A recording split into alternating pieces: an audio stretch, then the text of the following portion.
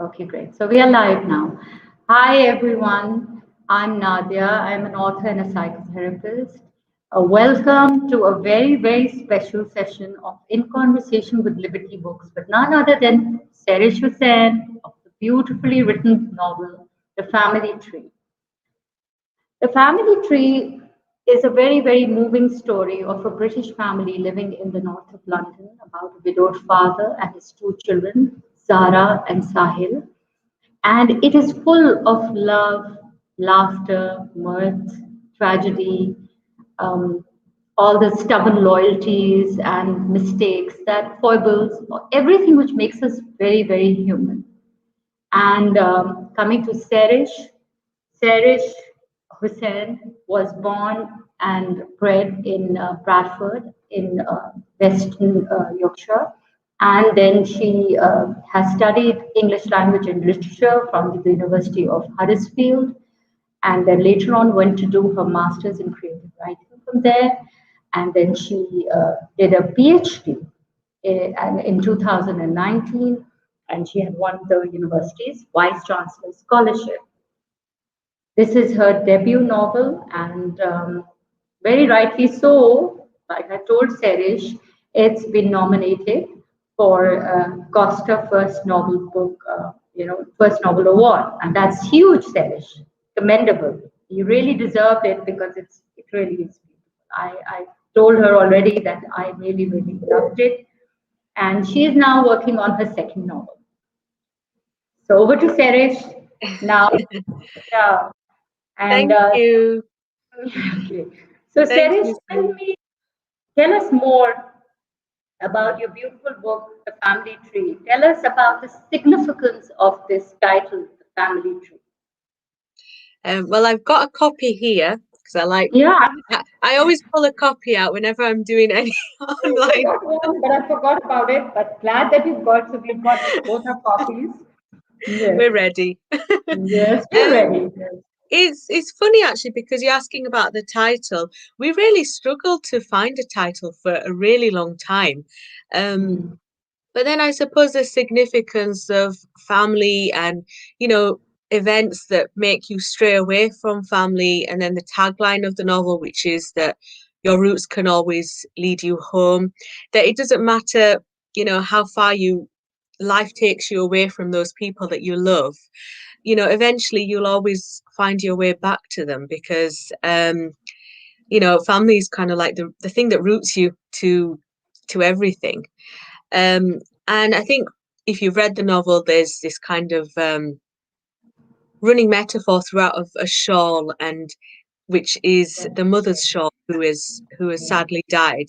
And on this shawl there is a tree and birds, those kinds of things, and that kind of becomes like a symbol for Amjad's family, and the various birds kind of represent where the family is at different stages throughout the book.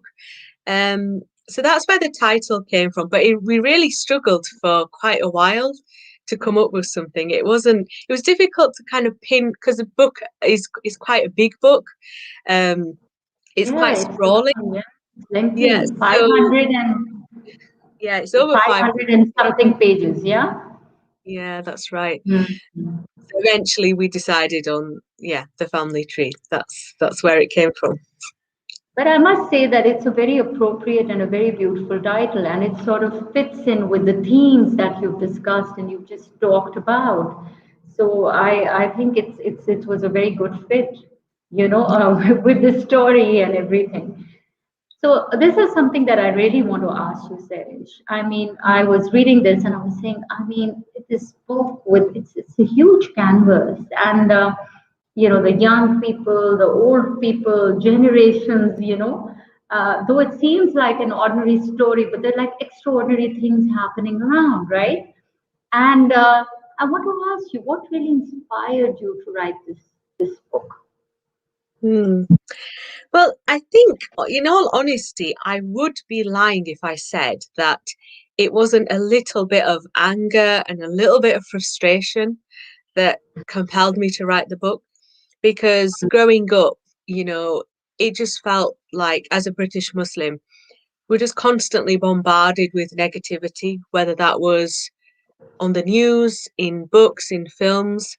Um, the only time I always say that the only time Muslims we appear to be interesting enough to be written about was if we're, engaging in terrorism, or if there's some cultural issues going on like forced marriages or honor killings. So those kinds of things, just constantly being bombarded with those stories. And it felt very dehumanizing, that people just almost to the point where people couldn't even view us as human. We were just these stereotypes walking around. People would look at me, and as a Muslim woman, they would just assume, well, I'm obviously oppressed and I'm passive. My father's obviously going to be some strict, tyrannical, overbearing, dad. Mm. Um, and I don't have a brother, but if I had brothers, he'd probably be like an angry militant young man. Like we just kind of became reduced to these symbols, which I've just found very frustrating. So that was what inspired me. I just wanted to write a story, a book about that had Muslim characters, but it wasn't about them being Muslim. That just happened. They just happened to be Muslim. They just happened to be Pakistani. It wasn't a case of let's, dissect and focus on all the things that make them other, different. I suppose the aim really was if I was to, replace the characters in the book with English names, would the plot actually still work? And it would, because the things that are happening to these people in this book are quite universal. They could happen to anybody. So I think, yeah, that was my inspiration. I was just a bit angry, really.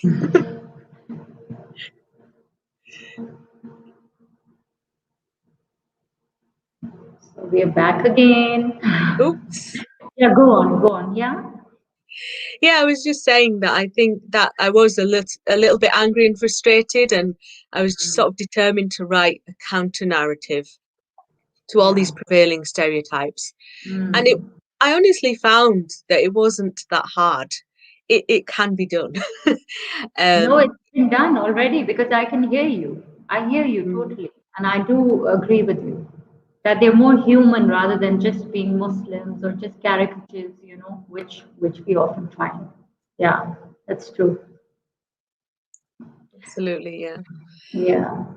So your anger, your angst of people being just sort of let's say just being reduced to like you said, like symbols. I mean, like for example, if there's a bearded guy, so he's a militant. If there's someone who is wearing a covering, she's a hijabi, she's oppressed. So I totally hear you on that. I think that's true, and we need more narratives which make us human because we're human beings first and then secondary, exactly. And there's so many things which are central to being human. So, Sairish, I loved something about your book which really moved me was the emotional depth of your book. I mean, that's what I have said it again that, I cried a lot during this book. I don't think I've cried so much. Oh, And I'm sorry. I needed a box of tissue and tissue papers, so to sort of say, and obviously. And because it was so moving, it was so touching, and it just touched me in a very deep way. And I feel that for me, at least, it's because the characters Amjad, Sahil, and Zara were so real, and their trials and their life was so real.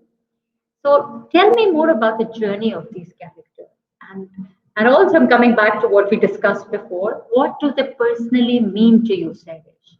How important are they to explore the reality and the subtle layers of just I know you said that they're human, but also the Mm, subtleties of being just, British Muslim, characters yeah, I and I having that honestly, identity. yeah. Well, honestly, I think people ask me about obviously the characters, and I say that they are a reflection of me, my family, the people that I grew up around. In a sense, to me, they're not that remarkable, but yeah, I get so many people saying, "Wow, like I've not read this character before in a novel, as particularly with Zara. Um, Mm. but at the same time, I know so many people like Zara.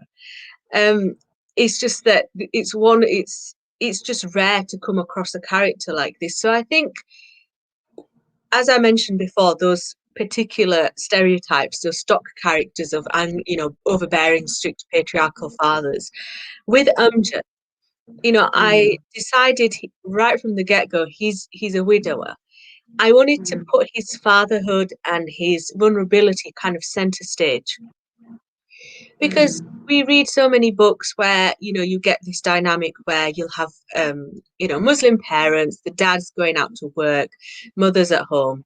The women are always sort of domesticated, their role is in the house, and we see them being mothers, being nurturing, loving, caring. And I just thought, let's just, what if we just got rid of the mother altogether? How is Umjad going to react, under those circumstances? Yeah. And he's a dad, but he's flawed. He's not perfect. And I Yeah. was very, it really mattered to me that I wasn't just being overly positive. I just wanted to create these characters that were three-dimensional, you know. Um, so with Amjad, I just wanted to, I wanted him to take on that, mother and father role. I wanted him to be nurturing and vulnerable. He's sort of like the heart of this family.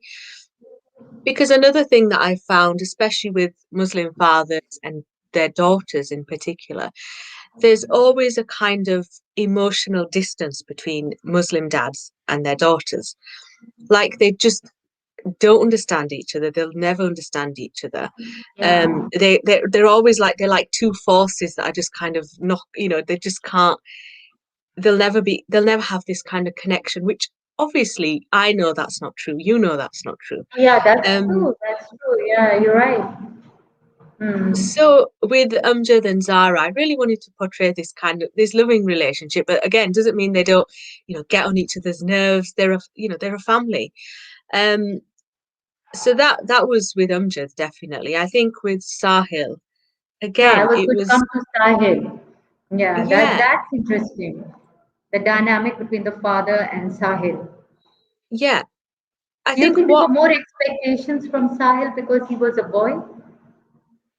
Well, I think definitely that kind of, oh, well, we've got this little girl, Zara, she's the youngest Mm. in the family. It's your job to look after her, to protect her, and all this kind of thing. Mm. But I honestly, a reader said to me that I think by the end of the book, Zara actually emerges as the head of this family. She's like, and I thought Yeah, that was, she's the I thought, hero. yeah, Yeah, I agree with that. I think that was a yeah, really good observation. mm, yeah. Um, But So, yeah, with Sahil, he mm, he's kind of, again, it's this idea that young Muslim men, they're always angry and militant, and they're always in depictions that I've read, they're always pretty unremarkable, they're frustrated. The only way in which they can make their mark on society is by turning to criminality or exactly, terrorism. violence. Yeah, that's true. Mm. So the two young men in the story, so Ehsan and Sahil, at the beginning, Mm. they're very academic, they're ambitious, Mm. got everything going for them. And Mm. obviously there's a tragedy and that changes. Um, Mm. but yeah, again, even like with the mosque situation, he's visiting the mosque regularly, but you might Mm. think, oh, that's it, the radicalization is about to start. Mm. But it doesn't start because it doesn't need to. Yeah. We'll explore this in another question.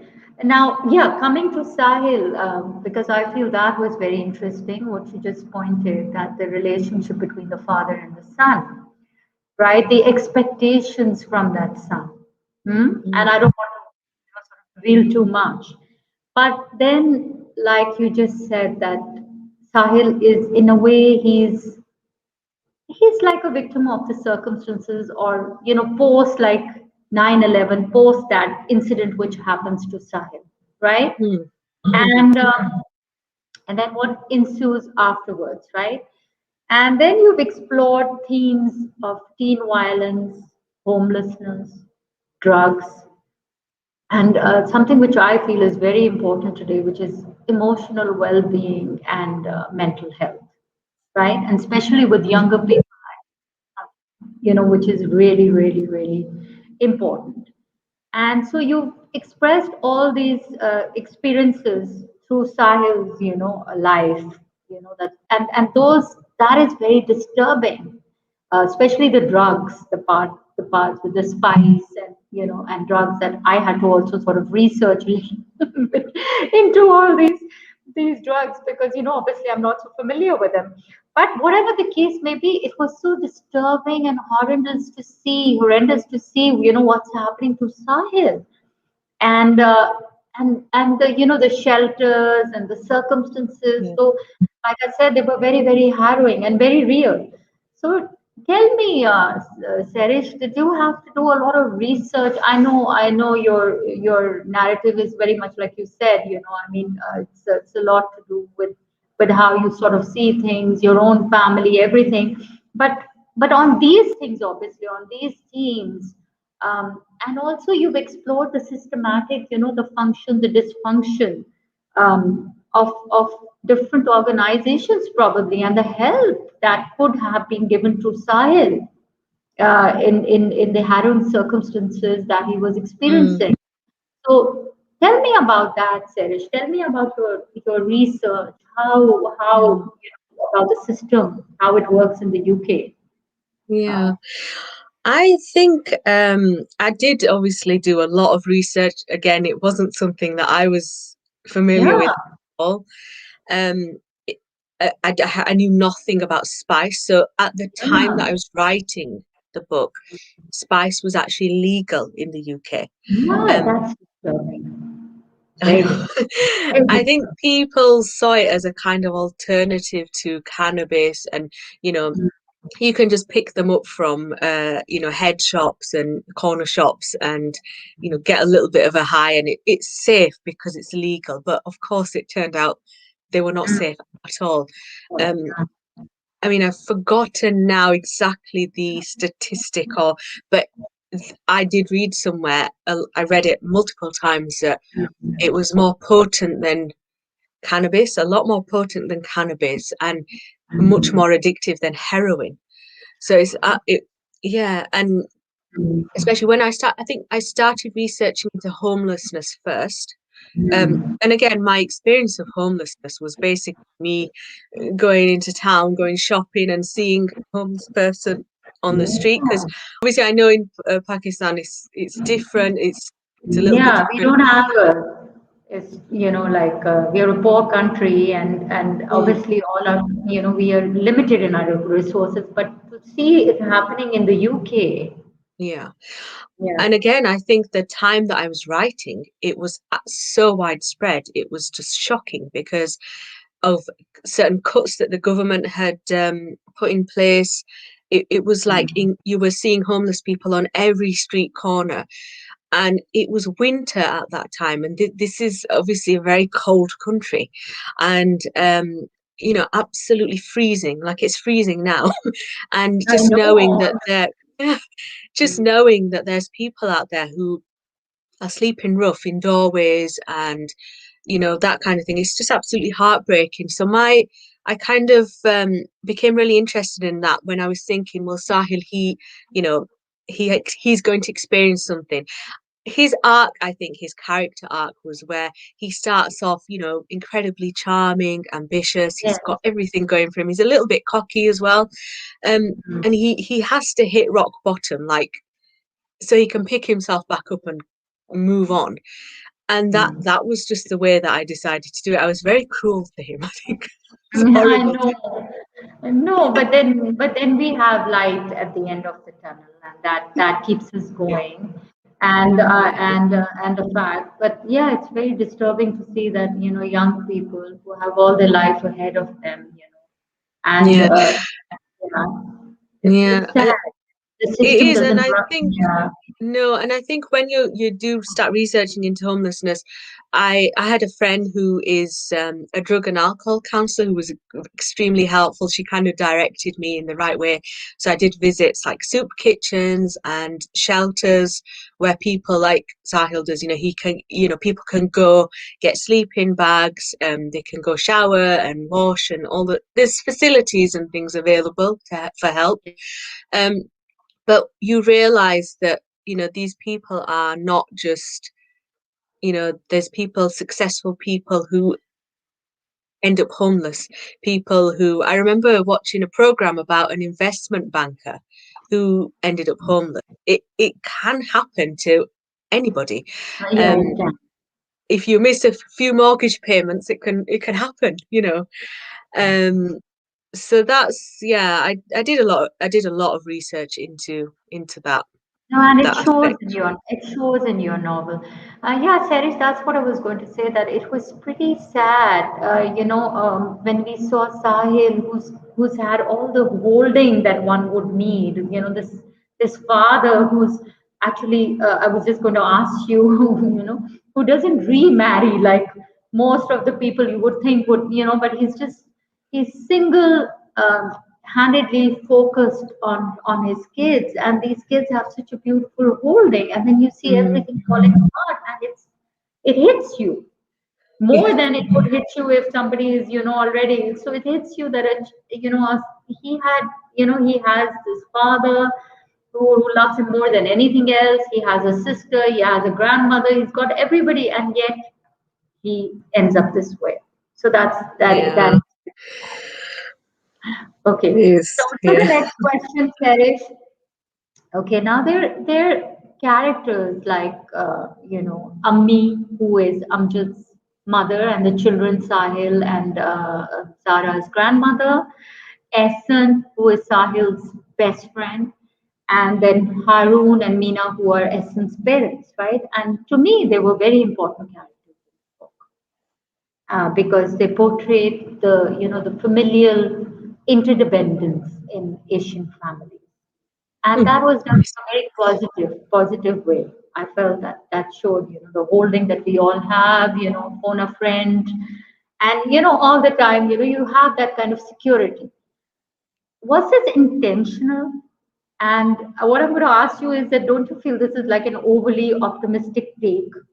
But sometimes we have to face all the intrusiveness, the dependence, the nosiness, and all what happens to all the unnecessary drama that we have to, sort of face in Asian families. So this is something that I want to ask you, and you've been very gentle on that. Uh, Yeah. So there's not, except for his brother's family. I mean, Amjad's brother, and all those characters. It's quite funny. But apart from them, and very real, okay, and they're competitive, and you've shown, how the brothers sort of disagree, and and their whole thinking pattern is so different. But I mean, coming to my observation, I what do think you I think if Amjad's wife Neelam was around and Ami, I think there'd Yeah. be a lot of fireworks going off. Yeah, yeah, like kabhi saas, kabhi bahu kind of situation. Yeah, yeah. Exactly. I think absolutely right. That interference, that I 100% I get it. I think I kind of hinted at that when during that scene where they go to Javed's house on Eid, and Yeah. Ami kind of walks in, and straight away she starts criticizing the way the food is being prepared. Being prepared, yeah, to poor Javed's wife who has to Yeah, go through. Yes, yes. yeah, So in a way, Amjad is spared because Neelam is no more. yeah. I In a think way, so, yeah. definitely. But how come No, Ammi? I Sorry, sorry. how just one little. How come Ammi doesn't nag Amjad on marrying again? Yeah, I think she just kind of I think it's definitely happening off camera. Like she will never stop. Yeah, She that's will. true. I could probably fill the whole book with just me nagging Amjad to get Yes, married. But again, yes. I think the point that you made about Amjad not remarrying, I Amjad is definitely inspired by he is inspired by a real person who, it was a family friend whose wife passed away. They had one child who was 4 years old at the time. And this gentleman, he was from Pakistan. So he'd married this family friend, like she lived here. He came over from Pakistan. And he was also hard of hearing. Um, Oh, and so, on multiple levels, he was a little bit disadvantaged in, you could say in the society here. But he has been nagged and nagged for years to remarry, and he's never remarried. And oh, his child is like, yeah. this was about 10 years ago. His child is about 14, 15 now. And you see the pair of them. There's like two peas in a pod, and they just walk around everywhere together. And Oh, I think, this is something I wanted to explore because this happens, life mm, happens, and these kinds of people, they exist and they are around. It may seem like, and that's kind of what I was trying to explore, really. Um, but back to your question about the family mm. dramas and stuff. Yes, yes. Definitely, I think I was a little bit too optimistic with even with Sahil's disappearance. I can imagine the amount of people coming to ask and Yes, check yes, in on Amjad, yes. who will have just been absolutely infuriating, And you just for have being put that. nosy. You have put a little bit of that, what they're going through, So a little bit of that how people are, sort of, thinking that maybe Amjad was not a father who was Yeah, good enough, yeah, yeah, and what went wrong yeah. with with this. Yeah, I This think when he mm, this is, I'm assuming this is like not going to be spoiler free. I don't know whether I should say this, but at mm, the end of the novel, you do get visits from people coming yeah, to ask what happened, where have you been, what's been going on, and all this kind of stuff. And I think yeah. Zara actually texts him at one point, "Oh no, people have come. Don't come. Don't come home. Stay Yeah. outside." Yeah, that's right, and that sort of actually depicts the nosiness and wanting to know. And I mean, bad things often happen to good people. That's what Of life is course. all about. Yeah, it's got nothing Yeah. to do with how you bring up your children. I mean, tragedy can strike anywhere and everywhere. So that is something that we can't control. Yeah. No. So, okay, now this is one of my, I think, because we've met and I can see shades of Zara in you. So I'm going to come to this because I think you sort of, I feel like Zara. I mean, I'm not saying that you are Zara, but I mean, obviously shades of Zara must be, coming from you. And so tell me about this. Really, I enjoyed her character. She's like you said, at the end. I don't also want to give spoilers, but her character, is quite powerful, and you feel her presence throughout the book. And she's exactly how much of Zara is you, Sairish? I think definitely I think when I finished university or at university, I was probably a lot more like Zara. I think I've maybe mellowed a little bit with old age. I No, don't oh no, don't tell us that. We don't know. want you mellowed, We don't. so that means you're a mellowed down version of Zara. Yeah, No. maybe now. But at the time, I think Yeah. I was as eager to get into like debates and arguments with people about Oh. politics and that kind of thing. I think again with Zara, with social media, blogging and Twitter, I think Muslim women Mm. in general, Muslim women, Pakistani women, we don't need to fight for a platform. We don't need to ask permission. We can just log in and the world is at your fingertips. You can write exactly what you're thinking, how you're feeling. That's something that social media has done, which has made a lot of Muslim women more visible in the Yeah. sense that you see, I think we've always been like this. It's not that this is a new thing. It's just that the platforms are more accessible now. Mm. So you can go onto Twitter and you'll see so many young women, expressing their opinions, being very, um, getting into those debates and really making their voice heard. And Mm. there's nothing unusual about that, or, again, writing Muslim women as passive and oppressed and silenced again and again. It's just boring. It's getting boring because we're not actually like that. And Mm. if you're still writing us in that way, you're deliberately choosing to ignore reality.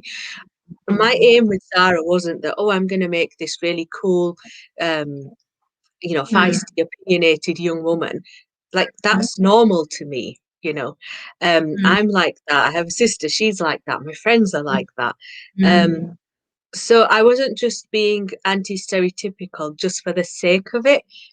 That's reality. And the amount of people who have resonated with Zara, um, I think she's the favorite, everybody's favorite. Yeah, I It's think just, so. I think so. Yeah, yeah. And she's sorry, what definitely we, my favorite. She's definitely my favorite. That's what I was going to say. yeah. And I think that what I really wanted to do was, because everything I did was kind of was calculated, if I'm honest, Nadia. Mm. I was I've read books like, for example, Brick Lane by Monica Ali, or A Thousand Splendid Suns by Khalid Hosseini, where you have men are always the angry, politicized characters. They're the Yeah. ones who carry these, righteous burdens. They come home and educate their women on what's going on in the world. So I think Nazanin in Brick Lane asks Kareem, Mm. what's Yeah. happening in Palestine? What's Mm. happening in Bosnia? Same with Mm. Miriam in A Thousand Splendid Suns. She doesn't know what communism is, so she's asking her husband, Rashid, what's communism? And I just Yeah. wanted to switch that up completely. And in the book, it is the men are actually asking Zara, what's happening in Ukraine at the moment?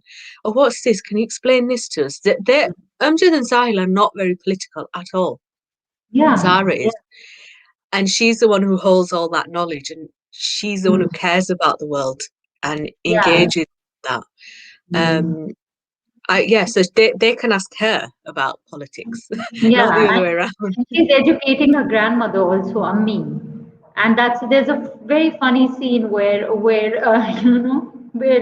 Ammi, she's educating her on the realities, and there's someone who drops in and is totally unaware of what's happening around, and they're just more interested in just what I mean, mundane kind of things, what's happening in the neighbor's house kind of Yeah, things, rather than what I mean. And so she's there, she stands her ground.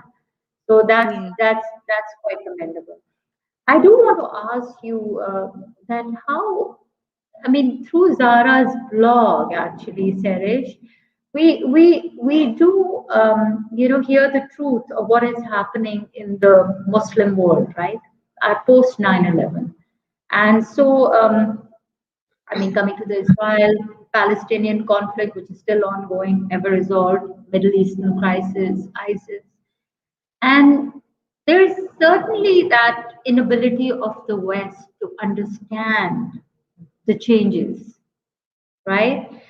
Implications, especially for the Muslim youth, who are living all around the world.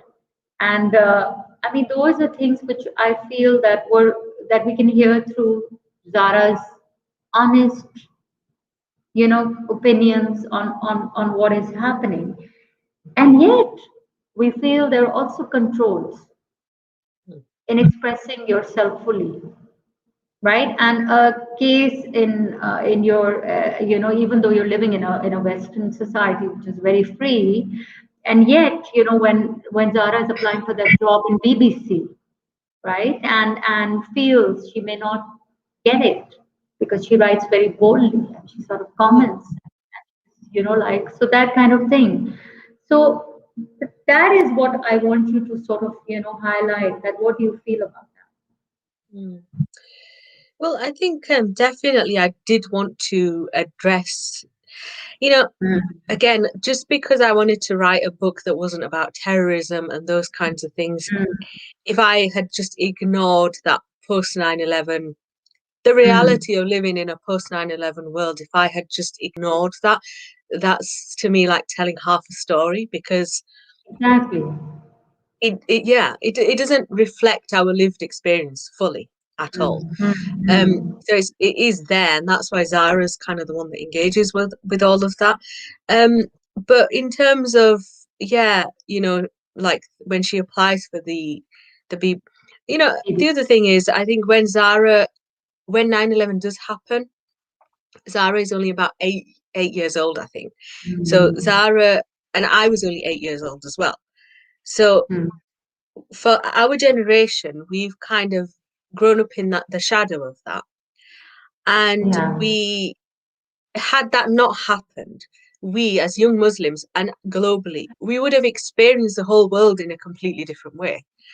Because Mm, everybody always says 9/11 changed the world, and it definitely did. And the way we experienced the world after that was different.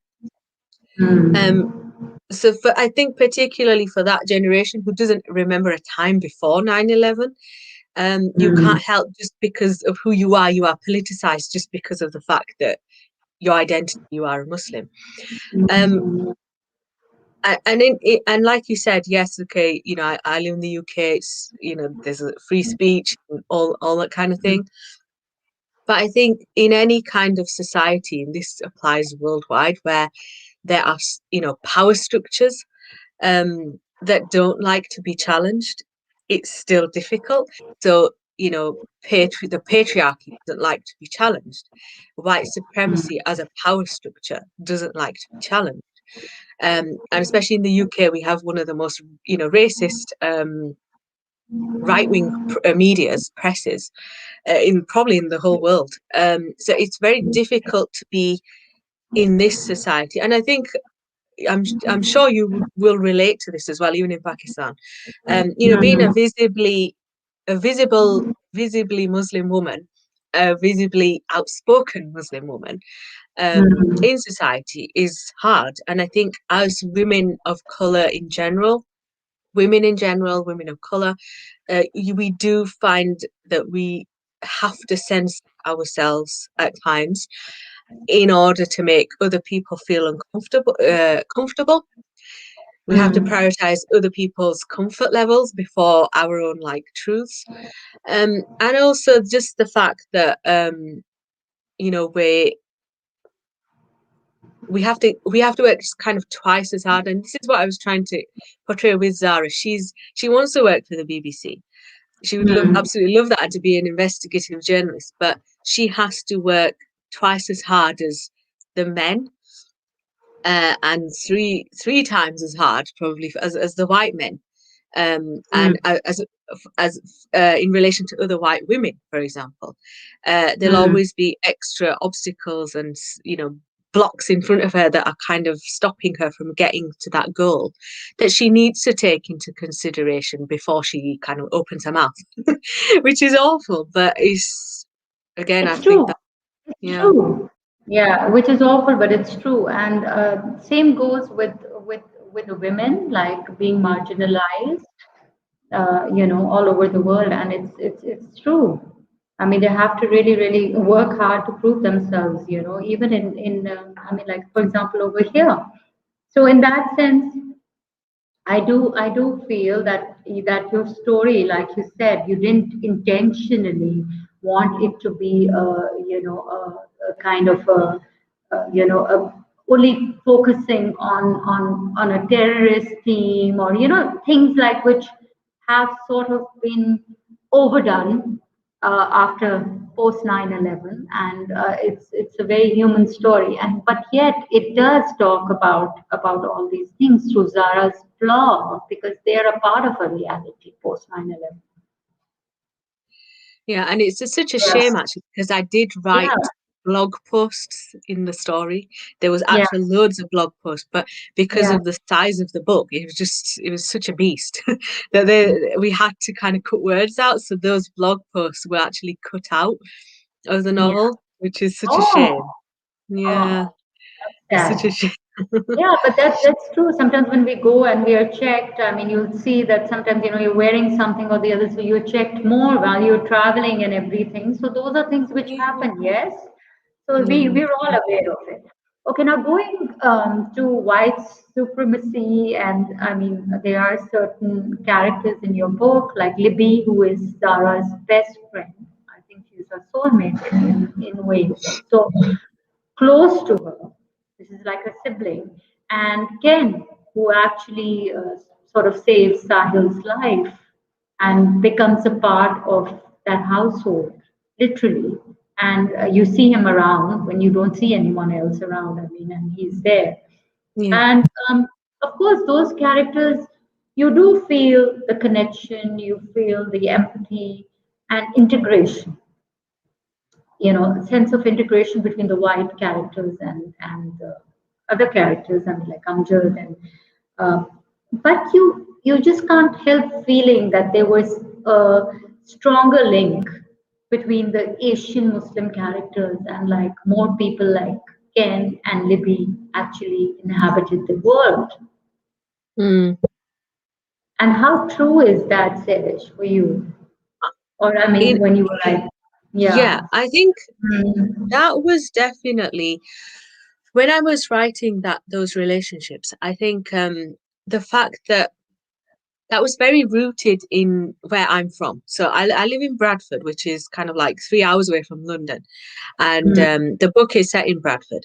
yeah. And I Bradford is known for having a large sort of Asian population, right? And I think Mhm, there's a certain stereotype that this is some kind of deeply divided city where nobody talks to each other, everybody hates each other, the community, it's very segregated. And Bradford has mm, its problems like every other place, but I just felt like as though those were stereotypes, and the people of Bradford, I found, mm, actually get along much better and understand each other much better in a way that isn't really, it can't really be replicated anywhere else. And I've met, because I think, Bradford generally, this is like an old mill town.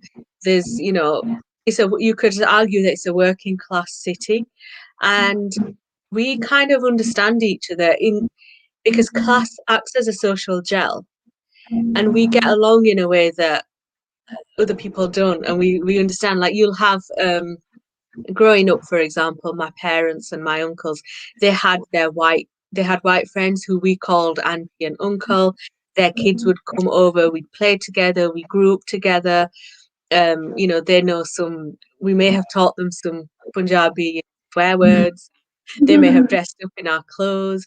They love our food. Um, mm, so those kinds of connections in Bradford are very widespread, very much so. But I think that was me kind of sticking up a little bit for my city because it gets such a bad reputation. And I've met people from all over the UK who, they're from middle class backgrounds. They don't have any Asian friends. And it's just kind of, it's not the same. It's not the same as the kind of friendships that I've made growing up here in my hometown as I have mm. you know. So I think that was where that kind of came from. And of course, like I said, every place has its problems. But I think generally, I like to think people are good generally, and Absolutely, and that is really really because your optimistic take is there, and I think mm, that is beautiful. And the yeah, bonding which happens between the characters like Libby and Zara, like we talked about, and Ken, for instance, was very very human. yeah, And I, yeah, yeah, I mean, and especially it was funny when Amjad, and Ken is giving him some liquor to sleep, and I mean, and I don't want to give spoilers for the book, but it's like kind of very, you feel the bonding between these characters, and it's very very yeah. human and very very beautiful. Okay, And so I think Serish, the Ami and Ken, when he just wants to be fed as well all the time by Ami, yes, just yes, all that lovely, yummy food, Asian food. So that's really yes. I'm going to come to this really important question. We're running short of time, but the theme of spirituality, is integral to your novel, and one of the ways it's explored through Sahil finding his way out of drugs, through his trips to the mosque, finding that holding that he's craving for and oneness with God. And Tell me about that, Sairish, about how how does that all fit in, I mean, when he's trying to, find his way out of it, but the way he's Mm, trying to, that difficult time by when he has no one else except God. yeah, yeah. Yeah. Uh, yeah, that was very important to me because I think, again, from my sort of research and things that books that I've read, I've always found that with Muslim characters, um, if they're going to be good, they must be secular as well. I've always found that. That's what I've always come across. So there's a novel, for example, called Maps for Lost Lovers by Nadeem Aslam. I don't know if you've read that. Yes, Um, yes. yeah, Mm. it's there's only one character who is able to um, navigate between the different communities. So he can wander between the churches and the mosques and the gurdwaras, right? And Mm. he is called Shamas, and he's very secular. And his Mm. secularism is kind of highlighted again and again. That well, the reason he's able to do that is because doesn't he because of his lack of Islam. He doesn't believe in Islam or God. So Yeah. he's good. He's good. He's good. Whereas the more religious the characters became, the worse their morals. Um, Mm. and I was just kind of fed up of seeing that over and over again. And I wanted to, show that Sahil actually reconnects with his spiritual side, his religion, and that's what actually pulls him out of that state of despair. And again, just the fact that you've got this young man who's visiting the mosque regularly, um, but it doesn't lead to radicalization, is quite a big thing. My agent actually said to me when she started, when I met her the first time, she said that actual part of the book where Sahil starts visiting the mosque regularly. She goes, that's where I thought the radicalization was going to begin because that's what normally happens. So she was so pleasantly surprised. She absolutely loved it that no, it didn't actually happen. So yeah, that's Yeah, why and I was that's where his transformation begins. Instead of the radicalization, we actually see a exactly. shift in him. Yeah. And Yeah. so I think we're running out of time, Serish, but I would love to ask you about your future plans and, of course, your next book, because this is something that I'm really, really anticipating. So give us some good news coming soon. And tell us about your future plans. Tell us about what you're working on. So I am writing my second novel. It should hopefully, inshallah, it should come out next year, early 2022. And Mm. it's early days now, but I think something just Yeah, popped up there is there a about the question. question for you. Yeah. Yeah, well, yeah. So what I'm writing at the moment is basically, so it's a novel. It's set in the UK again. It's a contemporary novel, and it's a kind of unlikely friendship story between a grandfather and his granddaughter. So they end up together. He has to look after her. She is a neglected, moody, stroppy 16-year-old teenager, and he's Oh. an elderly Asian man, with the beard and the moss hat and the shalwar kameez. And Mm. they're very mismatched. They completely have a quite strained relationship. But at the same time, he's kind of suffering from a delayed trauma from his experiences of the partition of India. So this is something that Oh. he experienced, yeah, as a child, and he's kind of locked it away and has stopped thinking about it like so many people of that generation. Um, but as he's getting older, he's about 80 and he's kind of starting to suffer a little bit from dementia. Those memories are kind of coming back out. So yeah, the book is basically a story of how these two people kind of reconnect, how they learn about each other, and how they mend their broken relationship. Oh, So that yeah, that's something that I'm really looking forward to then. Not that long, inshallah, 2022. yeah, So absolutely. let's see what pops up now. So I think this kind of answers, do you plan on writing anything next?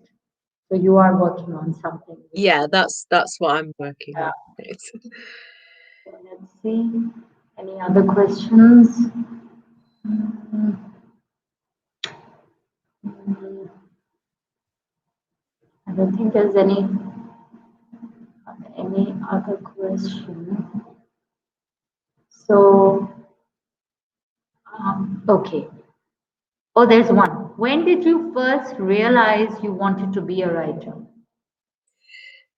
Well, I loved reading. Obviously, as a kid, I loved reading.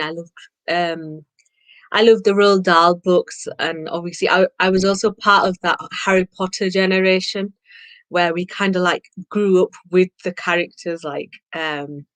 So yeah, I loved reading, but I think I was always very good at writing. It was just something that came naturally to me at school. But I read The Kite Runner by Khalid Hosseini when I was about 14, and that was one of the first times I'd read characters with names like Hussain and Amir, and I just absolutely loved it. And I thought, I want to do this. I want to make people feel how this has made me feel. Um, so yeah, I think that's when, and then obviously when I finished university and I did my MA in creative writing, I think I just like took the opportunity with both hands. I thought once I start, once you start working and it gets difficult to kind of get back into it. So as soon as I finished uni, I started working on my novel. So I was pretty determined, yeah. Sairish, your book is amazing. Read its synopsis and can't wait to have a book in hand. Oh, Thank you very that's much. true. That's true. You should get it and read it ASAP because it's a must do on everybody's list. Okay, now. Thank you. So, which authors have inspired you, Sairish? Well, yeah, I think definitely, typically authors who come from marginalized backgrounds, authors who kind of write back from the margins, they've always inspired me. So I love the African American authors such as James Baldwin, Maya Angelou, Toni Morrison, but also I love Zadie Smith, Chimamanda Ngozi Adichie. Uh, there's also a writer called Rohinton Mystery. Um, I think he's Indian. He writes again. I think his novel, A Fine Balance, is about over 600 pages.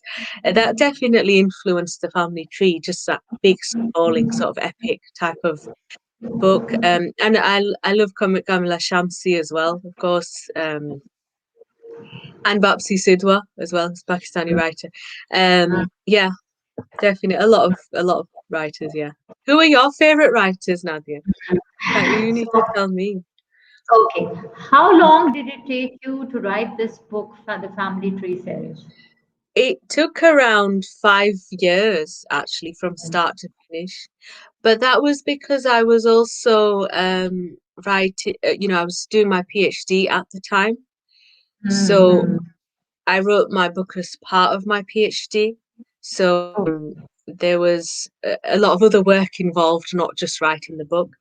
And then when I did find my publisher, mm-hmm. um, then my agent got involved, an editor, and there was more rewrites. So I think for people who want to be writers and want to write a novel, like you have to be in it for the long haul. Like you have to be passionate about the idea and love the idea for years because it will take up years of your life.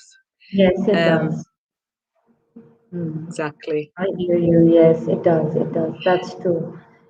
And so basically, you were working on it while you were doing your master's in creative writing as well. And so that's what you said. Yeah, Y- you started y- when you were doing your master's in Yeah, so I wrote the first sort of 20,000 words for the masters, and then I mm, progressed on to PhD, um, PhD. where I finished writing the book. Um, Mm. and then alongside that, you have to do like an exegesis. You have to show, your PhD is basically where you have to prove why your work is distinctive from what's out there. So I had to do a lot of research into the kind of literary marketplace, the UK literary marketplace, what it was kind of like my competition and why my book was different to those So, books. So yeah. yeah. But Saris, that must have helped you also quite a lot. Yeah. because Um, you must have met people and in the literary marketplace because you were doing like a program in creative writing and then a PhD and all. So do you think that mm, helped you to get published and or I think so because I actually got published because I there's a literature festival here in Bradford which is quite new, but my publisher actually came up to the festival and she did a panel called How to Get Published, which I attended, and I oh, spoke to I spoke to her at the end, and she seemed quite interested in my work and asked me to send her my book, which I did. And and she loved it, which again it's very difficult to get published, so the way that it happened with me was quite it was a bit of a fairy tale. It doesn't normally happen like that. yeah. But of course, before that, I had a supervisor at university who was also a writer.